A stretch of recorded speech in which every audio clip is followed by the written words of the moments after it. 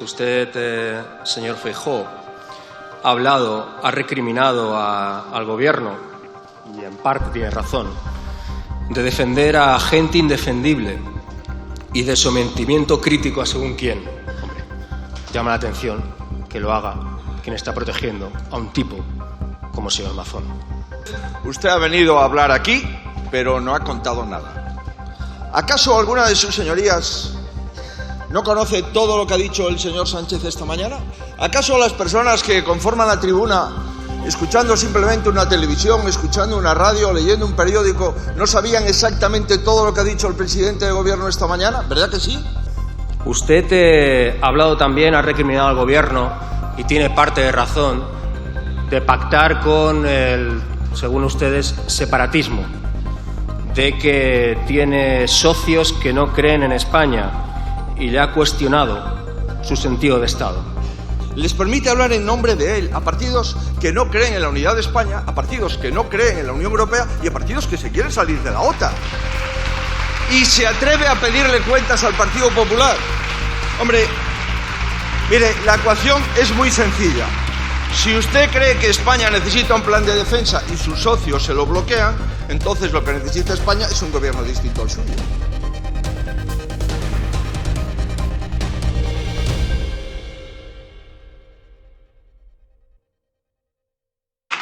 Muchas gracias, señora Martínez. Por el Grupo Parlamentario Republicano tiene la palabra el señor Rufián Romero por un tiempo de 15 minutos.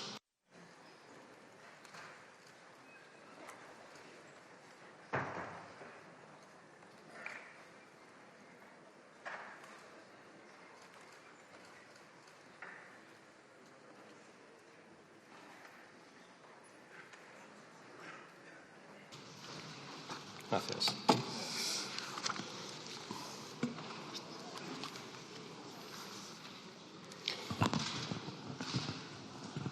Bien, buenos días. Como saben, yo creo que el parlamentarismo va de escucharnos y, sobre todo, va de respondernos. Y yo les escucho siempre atentamente y creo que toca responderles. Usted, señor Feijóo, ha hablado, ha recriminado al Gobierno, y en parte tiene razón, de defender a gente indefendible y de sometimiento crítico a según quién. Hombre, llama la atención que lo haga quien está protegiendo a un tipo como el señor Mazón. Llama la atención que usted hable de sometimiento a crítico y de proteger a gente indefendible. Usted también ha recriminado al Gobierno de no presentar los presupuestos generales del Estado. Tiene razón. Tiene razón. Sería bueno que el Gobierno lo hiciera. Pero también es cierto que no es la primera vez que pasa. A Ayuso le ha pasado lo de prorrogar presupuestos, me refiero al año 2021, 2022, 2023, y a Rajoy le pasó en el año 2012, 2017, 2018. Y a usted no le molestó tanto. Usted ha hablado también, ha recriminado al Gobierno, y tiene parte de razón, de pactar con el, según ustedes, separatismo, de que tiene socios que no creen en España y le ha cuestionado su sentido de Estado.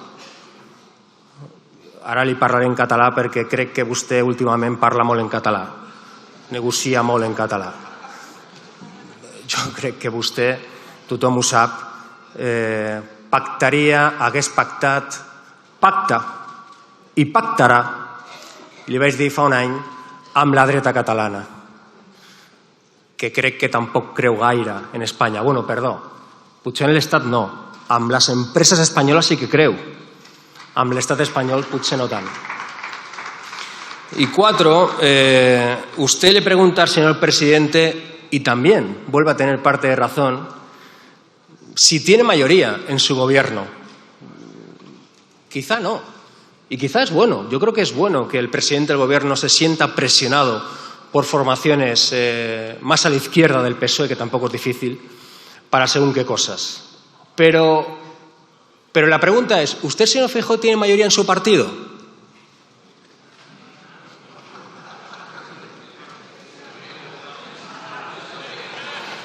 Y bueno, señor Abascal, Ahora viene ese momento paradigmático en el que yo le pregunto al señor Abascal y el señor Abascal no está. Pero bueno, el señor Abascal ha hablado de amenazas migratorias africanas, se ha metido con el Islam, se ha burlado del Ramadán. Solamente les voy a decir algo, señorías de Vox, concretamente por lo que sea el señor Abascal. Algunos de ustedes se parecen más a Abderramán II que a Blas Piñar, ¿eh? Vale, entonces empezamos. Señorías, el mundo es como es y no como nos gustaría que fuera, y con el debido respeto y sin ánimo de ofender a nadie. Creo que forma parte de nuestra responsabilidad como representantes públicos de izquierdas, como la izquierda, repito, sin ofender a nadie, sin querer ofender a nadie, ir más allá de nuestros dogmas, de nuestras frases maravillosas, de nuestras pancartas, por muy loables y por muy verdad que sean, porque el mundo no es como dicen esas frases, esos dogmas, esas pancartas. Nos encantaría que fuera, pero de momento no lo es. ¿Queremos transformar el mundo? Sí, queremos transformar el mundo. ¿Pero el mundo es como es? Sí, es como es. Yo, por ejemplo, soy profundamente antifascista y soy profundamente antimilitarista. Profundamente. Esas son mis convicciones. Pero también creo profundamente que por encima de esas convicciones, debe haber una máxima, que es hacernos cargo del mundo tal y como es, hacernos cargo de la realidad tal y como es. Porque si no, la experiencia, la historia nos dice que se hace cargo otra gente. Y sabemos siempre quién es esa gente. Y sabemos siempre con qué intenciones se hace cargo esa gente de la realidad. Eso significa, señorías, para mí, interpelar al que lleva la pancarta del no a la guerra. Porque sí, señorías, por supuesto, aquí y ahora, siempre no a la guerra. Señorías, siempre, jamás un arma ha solucionado nada. Jamás, no existen las guerras preventivas. Las tropas de paz son mentira. Las guerras siempre traen embrutecimiento y pobreza para los más pobres y privilegios y riqueza para los más ricos. Bien, sí. Pero también creo, como representante de izquierdas que somos, que hay que interpelar al que lo ve desde la tele o desde su móvil hoy en día y dice, bueno, vale, pero yo tengo miedo. Bueno, vale, pero ¿y qué hacemos? Creo que forma parte de nuestra responsabilidad interpelar a los dos. Creo que forma parte de nuestra responsabilidad, por lo tanto, gestionar la realidad tal y como es y dos, interpelar al máximo de gente posible. Porque sí, creo que tenemos que hablar sin manías. La izquierda tiene que hablar y tiene que legislar sin manías de orden, de seguridad y de defensa. Porque la izquierda, sí, es orden, es seguridad y es defensa. Así que yo hoy diré cosas fáciles de decir, por lo menos para mí, pero también cosas difíciles, o no tan fáciles, o no tan cómodas de decir, al menos para mí. Por cierto, hay gente que dice, cuando decimos eso de que nosotros no estamos interesados en la guerra, pero la guerra está interesada en nosotros, nos dice aquello de, vale, entonces irás tú a la guerra. Irás tú a la guerra. Yo voy a intentar ser muy claro. Hace 90 años en este país hubo una guerra. El ejército republicano se enfrentó a los fascistas, a los franquistas sublevados. Y todo el mundo sabe que si ese ejército hubiera tenido mejores aliados y mejores armas, hubiera ganado. Y todo el mundo sabe que Franco hoy, si eso hubiera pasado, sería lo que merecería ser. Un recuerdo triste de la historia. Así que yo digo que sí, que frente a esas guerras y las que vendrán, sí, yo iría, y tanto que iría, y los míos también. La primera cosa que quiero decir es que a Putin y a Trump hay que combatirlos. Sí, hay que combatirlos, porque no son...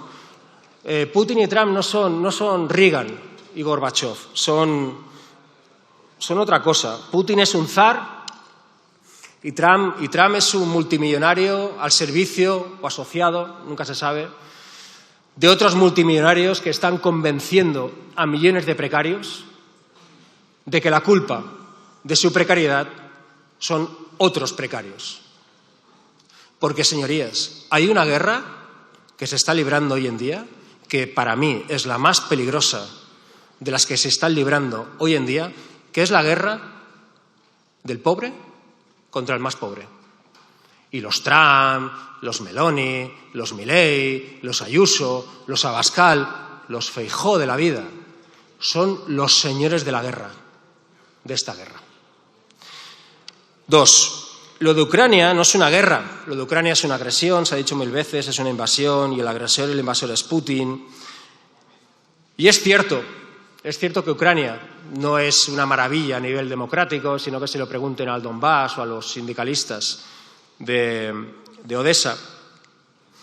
Pero creo que hay que tener claro, repito, que la guerra está aquí y hay muchas formas de guerra. Muchas formas de guerra. Pero también hay que tener claro que la OTAN, señorías, no es el séptimo de caballería que viene a salvarnos al final de la película. La OTAN es el delegado comercial de la industria armamentística de Estados Unidos en Europa de los últimos 80 años. La OTAN es la responsable directa o indirectamente de casi todas las guerras, de casi todos los golpes de Estado en el mundo en los últimos 80 años. Que Putin sea un sátrapa peligroso no debe blanquear a la OTAN. De hecho, algunos de ustedes, señorías, dicen que emigrar es una vergüenza.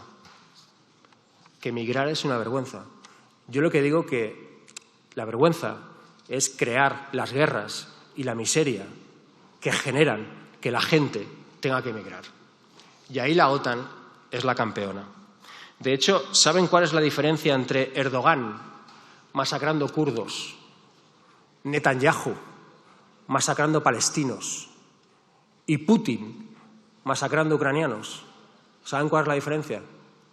Que el primero y el segundo son socios de la OTAN.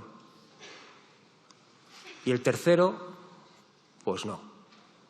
Esa es la hipocresía de la política internacional hoy en día. Por cierto, esta semana Netanyahu ha apalizado y ha secuestrado a un productor, a un cineasta palestino.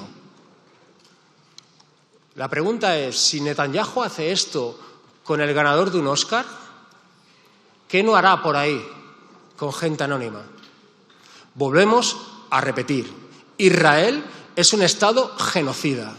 Netanyahu es un criminal de guerra. Y la única diferencia entre Gaza y Auschwitz es que el mundo está a tiempo aún de parar lo de Gaza. Es la única diferencia. 4.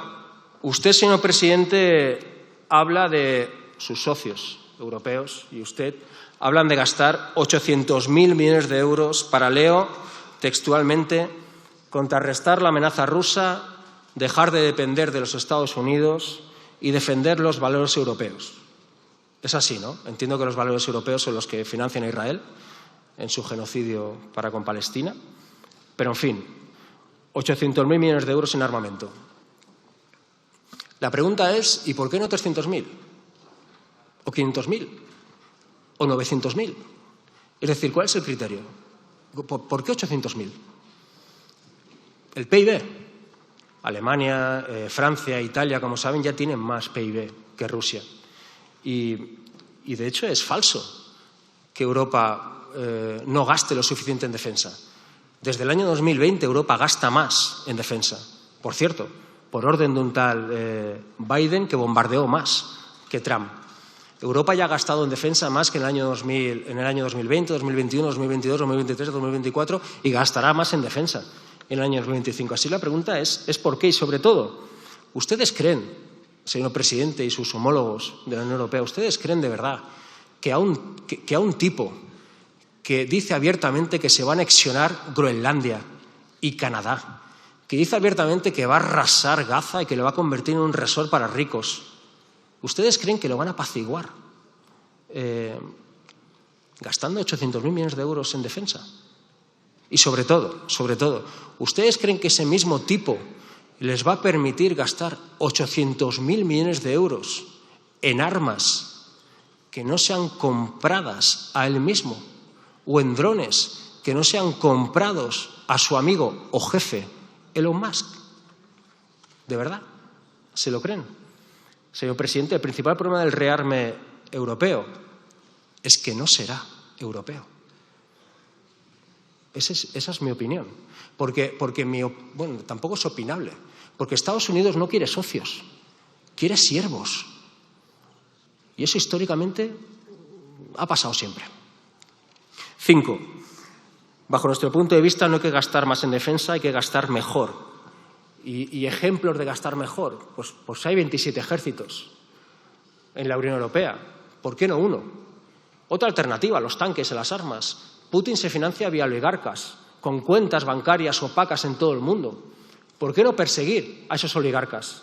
¿Por qué no cerrar esas cuentas bancarias? Ya entiendo la dificultad, pero quizá Putin se pueda pasar de una llamada de un primer ministro europeo amenazándole, pero seguramente no pueda pasar de la llamada de un oligarca cabreado porque le han cerrado una cuenta en Londres.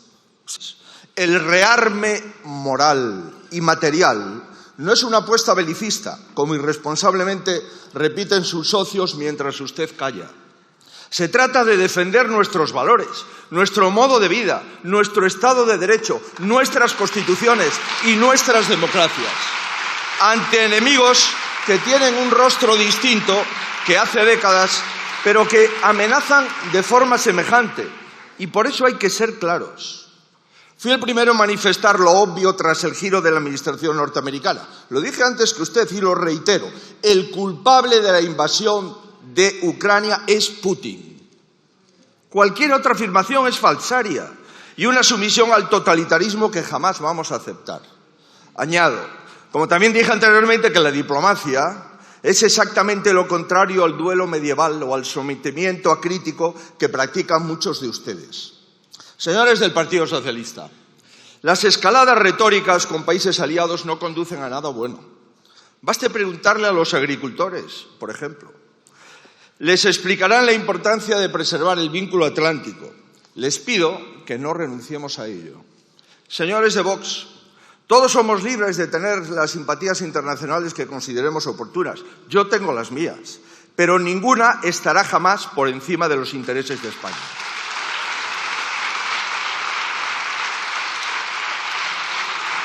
Con estas precisiones previas, pretendo hacerles ver que las cuestiones de defensa, de seguridad y de soberanía que hoy debatimos no pueden afrontarse de modo marrullero. Somos los representantes políticos de la cuarta potencia europea, de una de las grandes democracias del mundo, y deberíamos de comportarnos como tal. El problema, señor Sánchez, es que ni su comparecencia ni su trayectoria permiten ser optimistas. ¿Cómo va a dar lecciones de seguridad quien cede las fronteras a los que no creen en la nación? ¿Cómo vamos a procurar una respuesta conjunta de Europa si aquí el Gobierno responde cosas distintas en función del ministro que hable? ¿Cómo vamos a comprometernos ante la OTAN si la mitad del Gobierno quiere salirse de la OTAN? Señorías, ¿cómo vamos a hacernos respetar fuera si usted no se respeta a sí mismo? Se incumple todo lo que dice y solo sigue siendo presidente por su falta de integridad. Para venir a hablar de temas tan serios, lo primero sería un mínimo de respeto a la Cámara, a la democracia y a los españoles. Y usted carece de eso. ¿Por qué? Porque bloquea iniciativas del primer partido de España. Porque incumple mandatos aprobados por este hemiciclo sistemáticamente. Y porque obliga a la mesa del Congreso a no asumir enmiendas del Senado aun a riesgo de cometer un delito de prevaricación. Y ni presupuestos ni debate de Estado de la Nación. Menudo desastre, ¿verdad? Pudiendo gobernar con las cuentas de la legislatura pasada, ¿para qué ponerse en evidencia? el Pedro Sánchez de 2017 le estaría pidiendo la dimisión. Y en este caso ese Pedro Sánchez tendría razón. Mire, usted no puede marcharse hoy de aquí antes de aclarar si va a aprobar los presupuestos. Este es el primer punto de cualquier plan de defensa. Pretender que veamos normal afrontar este contexto con presupuestos caducados de una mayoría que ya no existe y de una legislatura que ya no existe es de aurora boreal. Les dice a los enfermos del ELA que sin presupuestos no es posible conseguir los 200 millones. Y, por otro lado, pretende convencernos de que sí va a ser capaz de dirigir inversiones multimillonarias para defensa. Definitivamente, usted a los españoles nos toma como idiotas. Y no lo somos, señoría, no lo somos. También solicito un debate de Estado de la Nación a la mayor brevedad. Va a cumplir usted 7 años de presidente y ha celebrado uno, con propuestas de resolución, con votaciones, con transparencia. Mientras no haga ninguna de estas dos cosas, seguirá siendo presidente, pero de la nada. De una legislatura absurda y vacía. Y podrá poner un Tezanos o un García Ortiz en cada institución, pero ya nadie le va a creer. Usted lleva semanas asumiendo en el extranjero compromisos que desconocemos. Va a acabar teniendo más información de sus planes el presidente chino que el Congreso de los Diputados. A mí me resulta más sencillo conseguir información de otros líderes europeos que por usted. Y ya se lo he dicho. ¿No se da cuenta de que esto no va de usted ni de mí? Es a los españoles a quienes les debe un plan de defensa que usted no tiene. Hace que hace porque no tiene ni idea de lo que va a hacer. O mejor dicho, de lo que le dejarían hacer. Su actitud le delata. Hizo una ronda arbitraria de partidos que solo sirvió para abrirle las puertas de par en par a los restos políticos de ETA. Ahora resulta que el progresismo es recibir a Bildu en la Moncloa para hablar de comprar armas. ¡Qué vergüenza, señor Sánchez!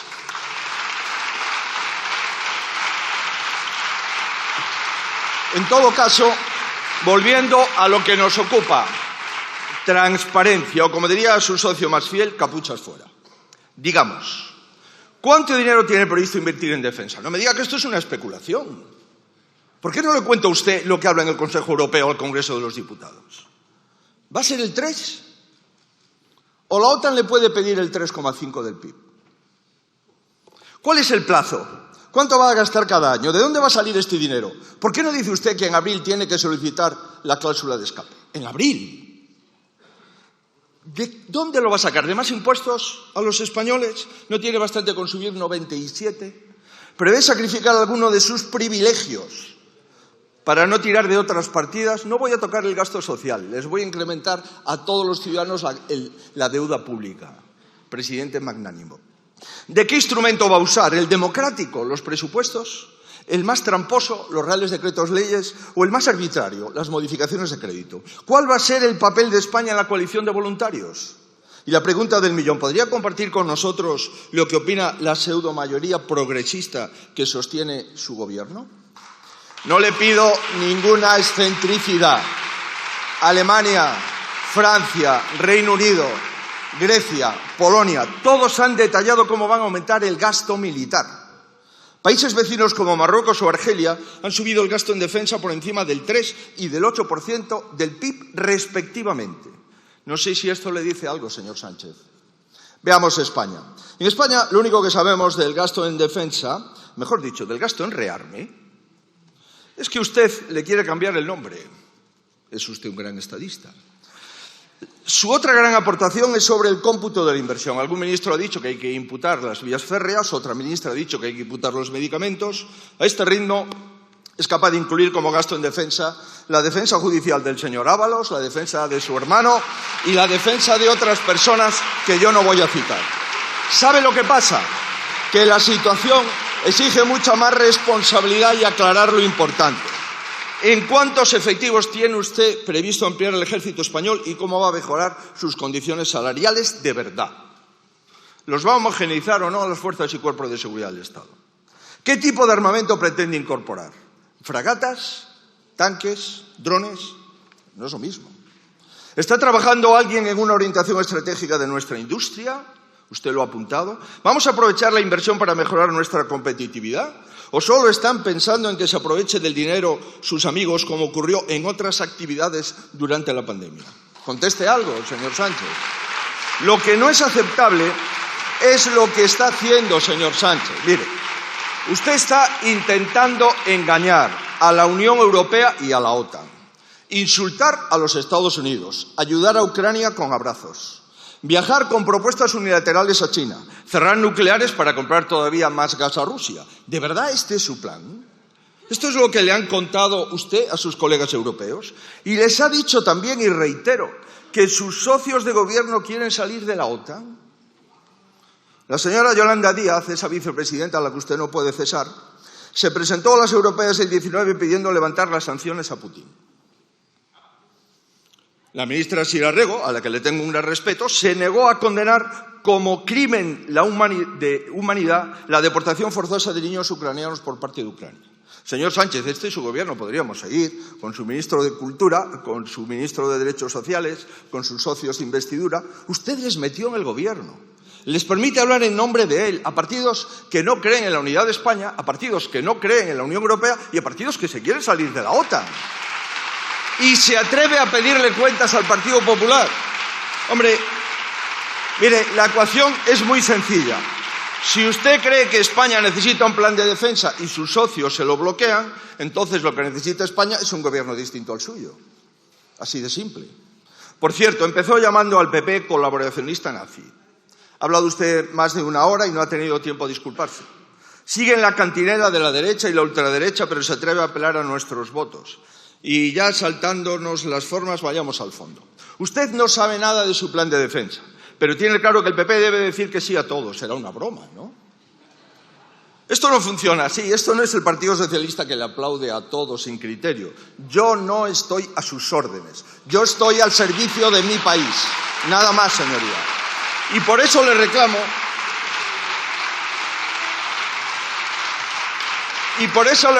y lo vuelvo a reiterar, un plan de defensa con detalle, su presupuesto con absoluta transparencia, conocer los riesgos.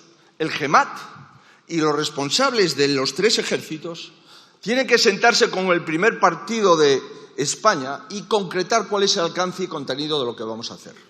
Y, por supuesto, someterse a la autorización de esta Cámara antes de tomar cualquier decisión. ¿No dijo usted que somos más? Acredítelo.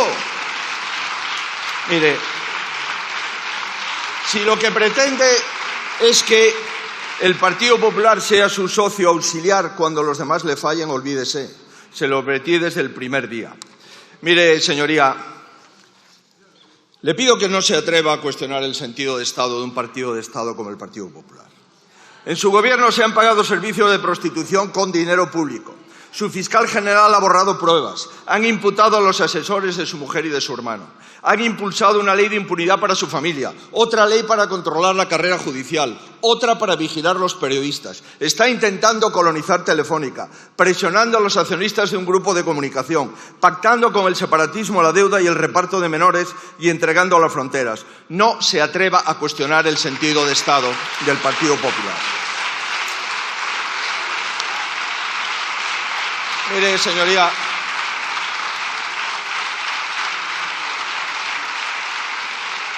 quien más debilita a la nación no puede dar lecciones. Usted solo es adalid de la decadencia y de la descomposición, pero nada más.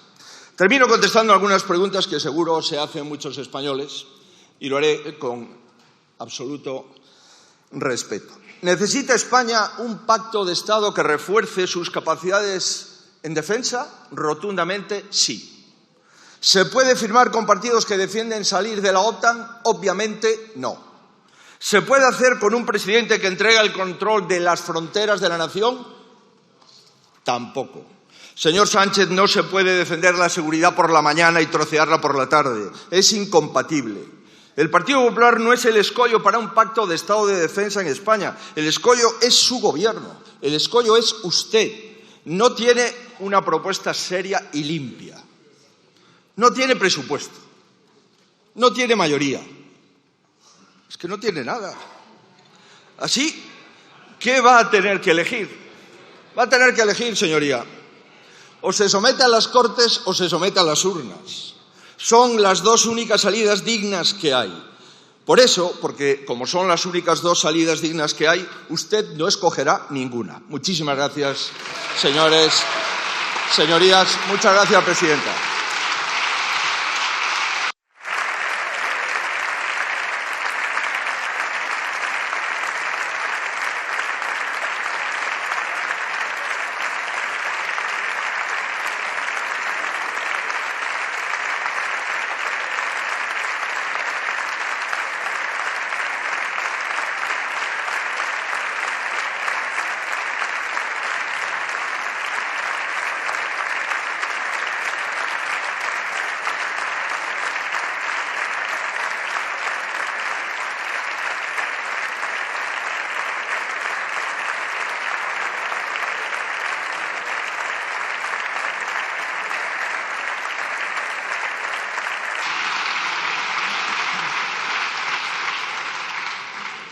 Muchas gracias, señor Núñez Feijóo. Por el Grupo Parlamentario Vox tiene la palabra el señor Abascal Conde por un tiempo de 15 minutos, cuando quiera.